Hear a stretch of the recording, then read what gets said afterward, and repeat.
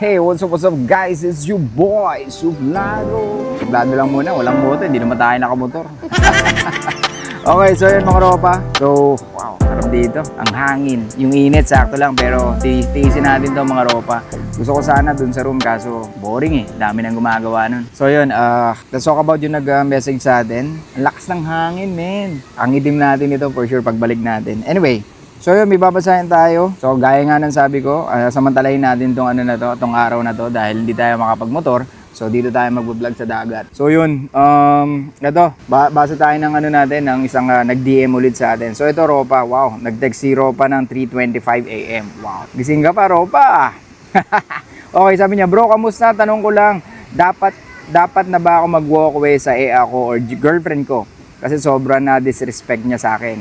At kinakausap lang ako kapag nasa mood siya at lagi mainit ang ulo. Single mom siya, single dad ako. LDR kami. Wala na to bro, honestly. I don't believe with LDR. Kaya mga ropa, wag nyo akong tatanungin sa LDR.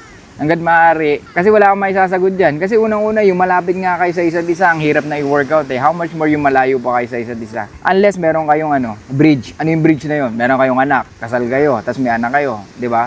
Yung pwede yun. Kasi, like I said, yung pag-aasawa at pag-aanak, it's more on raising children. Hindi ka kinasal para masabi mong you want to feel more or you want to feel something. It's not about how you feel. It's not about her feelings. It's more on about raising children. Okay? So, laliman natin ng konti yan mamaya at pag-usapan din natin yung about sa economy kung ano maidudulot ng pag-aanak at hindi pag-aanak. Okay? So, ito mga ropa. Ito yung sabi niya sa atin. LDR sila, okay? So, for me, it's no na sa akin to, ropa. Ang kinaiinis ko lang is mas okay sa kanya. Manood siya ng gusto niya panoorin kaysa kausapin ako kasi LDR nga kami. Tapos, lagi niya ako minumura. Shit, man. Bobo, tanga, at iba pa. At sabi niya, kung gusto niya ako maging asawa, masanay na daw ako. Palagi kami nag-aaway kasi may mga nahuli din ako noon sa kanya na biglang nag-update sa kanya sa text at iba pa. Sa sockmed niya, dami niyang apps. Okay? I know, alam ko na sagot sa lahat, pero gusto ko lang kumuha ng payo. Hinug na ako sa kaalaman ko. Pakinig sa'yo. Wow, dapat lang, Ropa. Kung makikinig kayo sa akin, talagang guys, kung makikinig kayo sa akin, dapat talaga yun nyo, internalize nyo. Kasi honestly, hindi sa pagyayabang, pero alam kong kahit paano meron kayong makukuha kahit konti sa mga sinasabi ko. Hindi tayo ganun kagaling na dating coach, hindi tayo ganun kagaling magbigay ng payo, pero I'm more on practicality. Dahil bilang lalaki, kailangan mo talaga maging practical at kalaban natin ang ating emosyon. Kaya natin na sasabotahe yung pagiging practical natin pagdating sa relasyon. Okay, eto. Hinug na ako sa kalaman, kakapakinig ko sa'yo, pero gusto ko lang malinawan kung dapat na ba ako kumalas. Of course, bro. Hindi mo na dapat dinadalawang isip to. Yung minumura ka, disrespect ka, it's enough for you to say goodbye. Okay? Hindi mo na kailangan patagalin to. Kasi kung ngayon pa lang, yung sinasabi niya na parang siya pa yung mataas ang ego na sinasabi o mataas yung pride na kung magsubukan mo mapangasawa, this is what you expect. Well, which is good din na sinasabi niya yung totoo. Pero yun na yung masasabi ko sa'yo. LDR kasi Brad mahirap mag-build ng emotion. Yun yung magkalapit kayo, mahirap na di ba? How much more yung malayo pa kayo sa isa't isa. Ang nakikita ko lang dyan, dahil malayo ka, yung presence mo, yun lang yung pwede niyang hinahanap sa'yo. Baka nga kung mas malapit ka, mas lalong grabe pa yan, o baka binrake ka na yan. Ganun ang mga EA. Ano yung sinasabi ko sa inyo? Women fall in love pag hindi mo sila kasama. Tayo, mas nai-inlove tayo sa kanila pag kasama natin sila most of the time or nagre-reciprocate sila most of the time sa atin. At idol, pinatigil ko na rin siya sa trabaho niya. Nagtatrabaho siya sa bar. Okay, eto pa isa, bro. Minumura ka, sinasabihan kang tanga, bobo, tapos, kumbaga, dinidisrespect ka, tapos nagtatrabaho sa bar. Ano yung usually sinasabi ng mga nakakatanda? O, saan mo na naman nakakuha yan? Baka mamaya, babaeng club yan. O, di ba, may mga ganun. Well, okay don't get me wrong, mga ropa. I'm not saying na talagang walang pag-asa. Pag may nakilala ka sa mga bar na mga I'm not saying na hindi sila pang relationship. Pero, syempre, most of the time, expect mo na pwedeng ganun yung mangyari na hindi maging matibay yung relationship nyo. So, for me, it's a no-no. I don't want to i-elaborate because alam kong alam mo na pag sinabing nagtatrabaho sa bar. And malaki ka na at alam mo yung kung anong pwedeng mawala sa'yo pag pinagpatuloy mo pa. Ang sabi mo, wala akong magawa kasi di ko naman kaya i-provide lahat ng needs. Pero monthly, nagsishare ako sa kanya ng pera ng sahod ko. What the hell? So ito pa bro. So parang antindi, 'di ba? Malayo kayo sa isa't isa, hindi mo nakukuha yung ano mo, sexual access mo dahil malayo kayo sa isa't isa, pero you're still giving some amount of your money na legit na pera na hindi mo naman kinurakot. So, eto talagang dugot pawis mo to, pinaghihirapan mo to, Ropa. Kumbaga, tapos malayo ka sa kanya, tinitiis mo yung layo, 'di ba? Para lang meron ka maibigay sa kanya. Tapos ganun pa mangyari, minumura ka, hindi ka nirespeto, tapos nalalaman mo na may iba pa siyang kausap, di ba? Nalaman mo ng ganun. So bro, ang daming signs eh. Kumbaga, daming kahit isa nga lang doon sa mga sinabi mo, wala na dapat pag-usapan pa, hindi mo na dapat ako i-message eh. Kasi alam mo na kagad yung sagot mo dito. Eto pa, palagi ako nag-overthink pag time na di kami magkausap.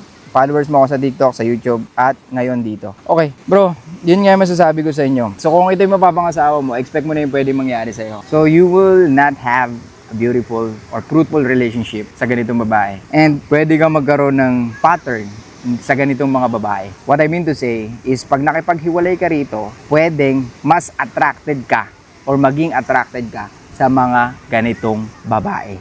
At yun ang ayokong mangyari. Hindi mo sinabi sa akin kung matagal na kayo, hindi mo sinabi sa akin kung gaano na kayo katagal.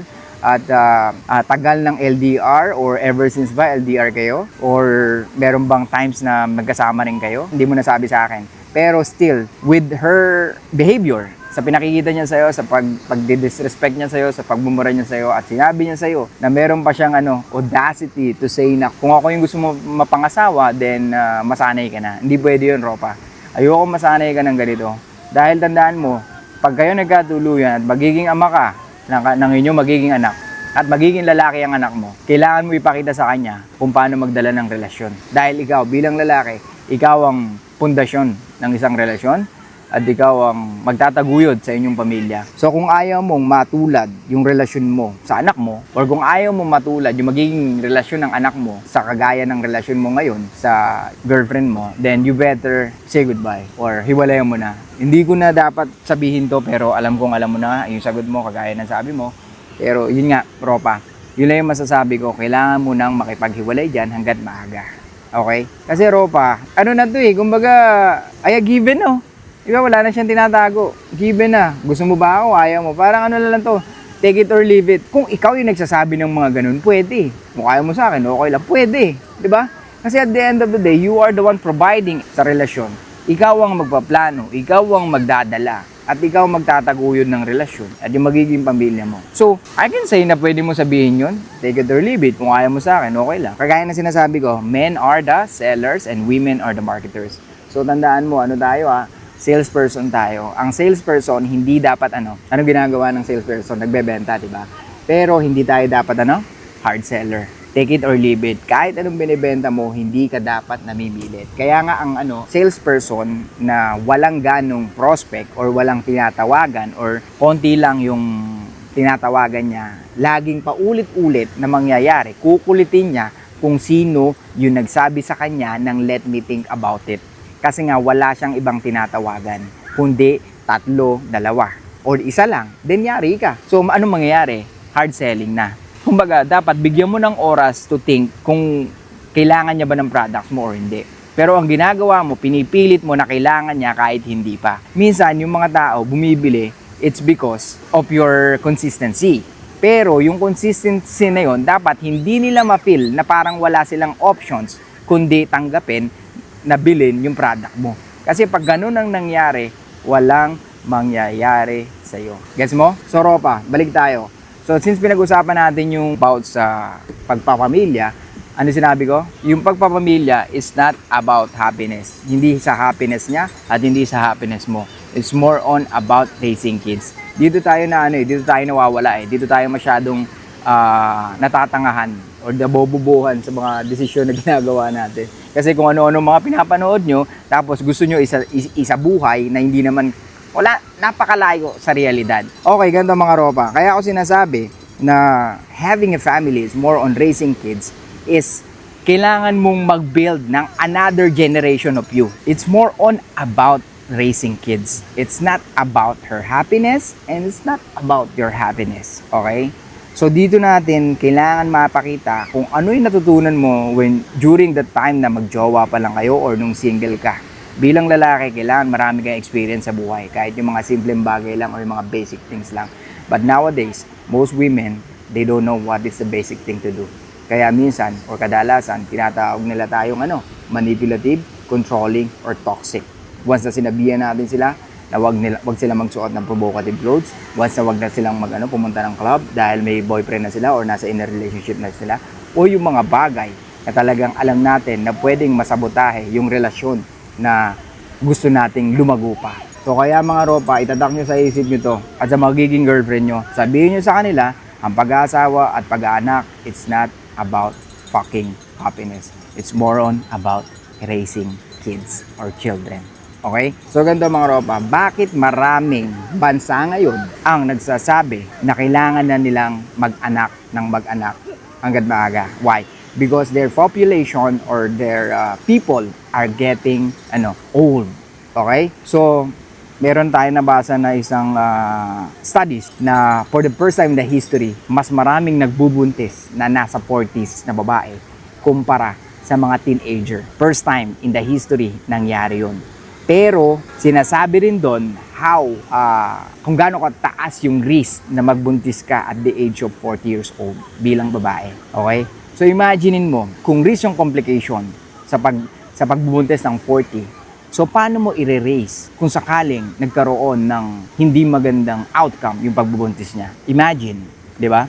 So of course, di natin makikita yan, di ba? Sa first year, second year, usually 5 to 10 years. Doon mo makikita kung ano yung difference ng pag-aanak ng 40 years old at pag-aanak or yung masasabi natin na nasa prime age. Pero obviously, pag nasa prime age ka, of course, napaka-lower ng risk na magkaroon ng something yung magiging anak mo. Gets? As long as nandun ka sa prime mo, yun yung pinaka-the best na mag-bear ng child o yung pinaka-healthy sa isang babae na mag-anak or magbuntis.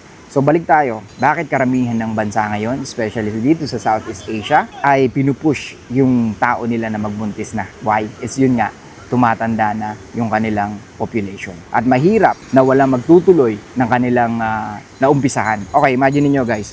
Let's say for example, sa mga sundalo ng mga South Korea, Singapore, yung mga alam mong mayayamang bansa, doon mataas yung mga tao nila is tumatanda na or andalang magbuntis na mga kababaihan. Maraming reason kung bakit. Of course, number one is nandiyan yung inflation, di ba? Mahirap at mag-anak ng marami or mag-anak kahit isa dahil napakamahal ng bilihin, di ba? Hindi naman sila nasa Pilipinas. Sa Pilipinas, kahit pa paano, makakasurvive ka, kanin at ulam lang, di ba? Pwede na. Pero yun nga, still, di ba? At the end of the day, you still need money to raise children, okay?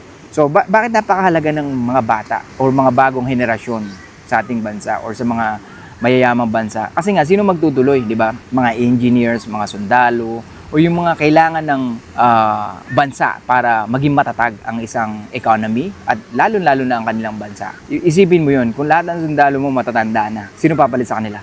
Wala. So, manghihina ang bansa mo. Magiging vulnerable ka. Lalo na, ngayon, napakadaling malaman kung ilan yung population mo, kung ano mas marami, bata o matatanda. Kaya nga ngayon, nagbibigay ang government ang reward sa mga tao na mag-anak at libreng pagpapaaral para lang masustain yung pangangailangan ng isang country. So this is not about only mahal magkaanak. This is not only about the kailangan natin ng mga tao para merong mga tao magiging sundalo. So I just want you to know guys na malalim yung reason or madaming reason kung bakit kailangan ng mga bata. Kaya nga sabi ni si Dr. Jose Rizal, ang kabataan ng pag-asa ng bayan. Dahil sila magpapatuloy kung ano yung ating mga nasimulan, 'di ba? Imagine mo, wala kang mga bagong henerasyon. So end up most of the country na matatanda na yung kanilang tao is magiging vulnerable, 'di ba?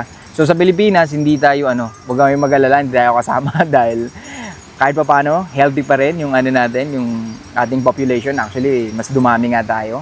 At kumbaga sa pag-aanak, hindi tayo nagkukulang dahil kahit pa paano, we are still living in a country na we prioritize yung relationship at pagpapamilya kumpara sa ibang bansa na mayayaman Kaya yun din yung yun din yung disadvantage ng masyadong mayaman na bansa. Dahil ang tanging nakikita na lang nila is kundi umasenso ng umasenso. Siyempre, ang tao kailangan matutong umadapt. 'Di ba? Pag hindi ka nakapag-adapt, you will die. So ano mangyayari? Okay, since mataas ang bilihin, inflation, mataas lahat. So much better na wag na lang tayo magpamilya. Kaya yung iba, anong ginagawa? Hanggang relationship na lang. O yung iba naman nagsasama. Pero guys, yun ang wag na wag niyong gagawin. Kung wala kayong balak magpamilya at mag-anak, wag na kayong magsama. Kasi pabababain mo lang yung attraction niya sa'yo pag nangyari yun. Kaya nga sinasabi ko sa inyo, huwag kayong makikipag-live-in sa isang babae na alam nyo na hindi nyo naman tutuluyan someday. Okay? Hindi dahil akala mo araw-araw bembang. No, it's not. Hindi siya magiging hindi ka magiging productive mentally, emotionally. Okay? So yun, Ropa, ang sinasabi ko dito is gusto kong maintindihan nyo kung bakit kailangan na magpapatuloy ng bagong henerasyon. Imagine mo let's say, kagaya ng sinasabi ko sa mga ibang vlog natin, ano mas nakikita mo sa mga malls or sa park? Anong mas maraming dala-dala ang mga couples? Ano yung mga nasa crib? Usually aso. Or karamihan nag-aalaga na lang ng pusa. 'Di ba? So yung pa lang, na kaagad? Sign na kaagad na marami na ayaw talagang ayaw talagang magpamilya or magkaanak. Dahil alam nila kung gaano kahirap, mentally, emotionally exhausted siya. 'Di ba? And how much more financially? Kasi pag-aaralin mo yan hanggang college, tapos i-disappoint ka lang. Di ba? Mag-aasawa lang ng maaga. Pero wag na natin pag-usapan yun. As long as nandiyan ka na bilang lalaki at bilang babae na alam mo sa sarili mo, kaya mo mag-raise ng children, confident kang kaya mo mag-raise ng children na magiging bagong henerasyon at magiging maayos yung generation, you don't need to worry about it. Di ba? I know, sometimes, what are you talking about, suplado mo to? Hindi ganun yun. Di ba? Kailangan pa rin ng pera. Yes, kailangan pa rin ng pera. Pero like I said, kung confident ka na kaya mong i-raise yung children mo o yung magiging anak mo, since ipanganak sila hanggang 20 years old nila, then you don't need to worry. Di ba? So, yun nga, like I said guys, kailangan talaga iplano yan. And hindi yung bahala na. Di ba? Hindi ka si Willie Revillamin na sasabihin niya, tsaka yun na ako tanongin, pag nanalo na ako, tsaka ako magbibigay ng plataforma. Puko nang inang yan. Diba? Pag ang babae, hindi ka nakikitaan na magiging mabuting ama pagdating ng panahon, then why she needs to keep on opening her legs for you. And eto ba mga Ropa, syempre maraming business na pwede magsara dahil babagsak, dahil sa, alam mo na, sino gagamit ng mga pambatang gamit, diba? Sino gagamit ng mga diapers? So lahat yung magsasara yun. Gets? Kaya nga sa mga malls, marami nagsara. Karamihan naging online 'di ba? Kumbaga yung ngayon, hybrid na talaga yung work ngayon Mostly nasa bahay ka na lang. Siyempre, ako man ang may-ari ng kumpanya, pwede naman palang tumakbo ang kumpanya kahit wala kang inuupahan na establishment. 'Di ba? Yung iba kasi umuupa ng 10-story building para lang dun sa mga tao niya. So ngayon, wala na. Ang budget na lang na ibibigay nila sa mga tao niya is yung pambili ng mga computer nila, di ba? Kasi sa bahay na mismo sila magtatrabaho. Ganun lang kasimple. Biruin mo, nagbabayad ka ng 100,000 of pesos or let's say sa ibang bansa, di ba? 100,000 of dollars just to magkaroon ka lang ng office mo o masasabi mo malupit na office para pagkatiwalaan ka ng karamihan. Ngayon, hindi na, di ba? Because we are living in a digital world. Nagbibideo si Kuya. Sorry po. Damn. So because of that, nagkaroon ng idea. So like I said, people are learning to adapt and we need to learn how to adapt, 'di ba?